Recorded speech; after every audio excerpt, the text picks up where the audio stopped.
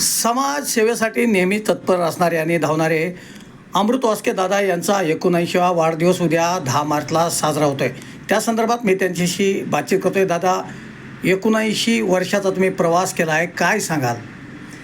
काय आत्तापर्यंत केलेल्या कामाचं सुनबाईंना निवडून आली, त्यामुळं ते फळ जे मिळालं ते माझ्या 40 वर्ष झालेले काम केले, हे कामाचं फळ म्हणून मला माझ्या सुनबाईंना लोकांनी निवडून दिलं. म्हणजे पहिलं आपण केलेल्या कामाचं कुठेतरी सार्थक झालं असं मला वाटतंय. आणि काय नाही, बाकी माझं तुमचे जीवाभावाचे दोस्त कोण आहेत हयात, त्यांच्याशी तुमची दोस्ती कशी आहे या संदर्भात काय सांगा? हां, माझ्यावर आहे की आपले जीवाभावाचे दोस्त आहेत बऱ्यापैकी. तर आहेत तोडकर मेहमान आहेत, परत संजय शिंदे आहेत, परत हिंगमिरे आहेत, उदय हिंगमिरे, चंद्रकांत हिंगमिरे, परत आमचे बाळासाहेब पवार आहेत समोरचे.